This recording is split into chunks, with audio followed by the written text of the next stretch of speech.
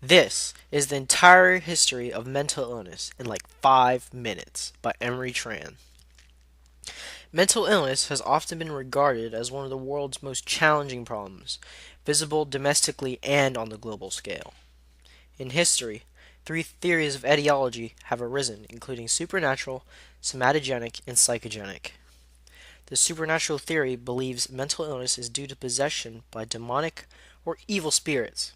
The theory also believes mental illness is due to displeasure by gods or sin.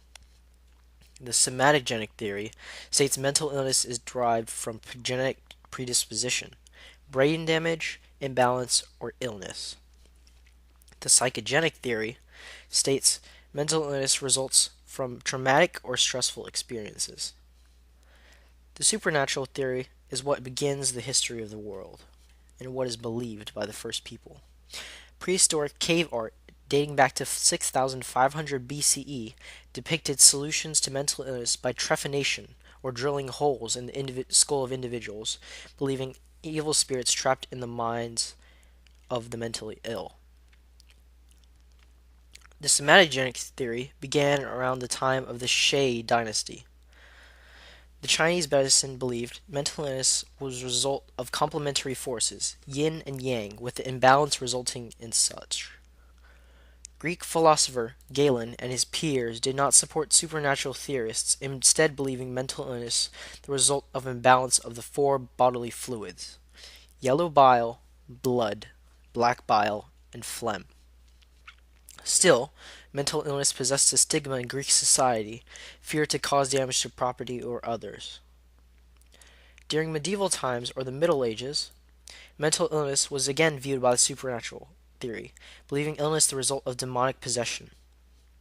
Extremely religious, society viewed these individuals as dangerous, often implementing practices such as execution, imprisonment, and solutions including exorcism and bound incantations.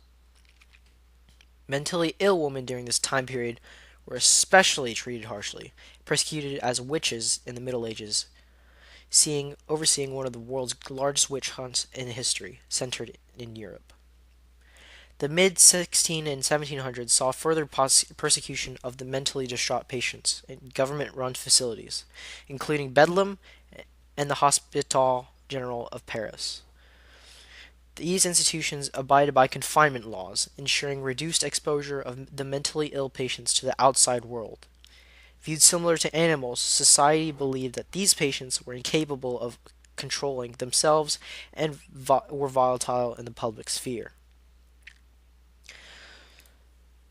The belief of these European states at the time was that the patients were unable to reason and feel pain, so they were kept in horrid conditions, chained to walls and residing in grimy floors and walls of these institutions, with the belief that there would be little resulting complaint.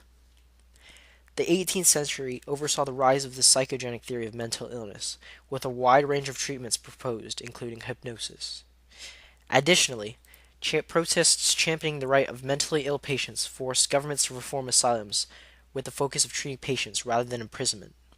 A slew of activists, including Dorothea Dix, oversaw the improvement of living conditions inside mental institutions, including well-aired rooms, unshackling of patients, and larger areas of freedom for patients, and employment in purposeful activity. Towards the middle of the 20th century, mental illness began to be treated with even more care, with efforts put forth to solve the crisis.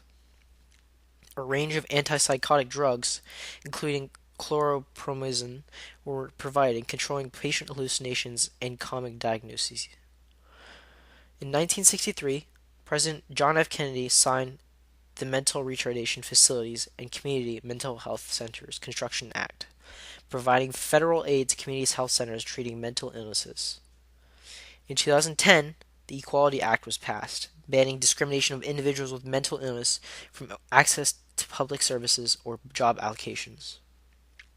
Today, mental illness is generally accepted in societies. Recent current events and catastrophes has seen mental illness placed in a negative light, the subject of countless discussions on gun control and many more.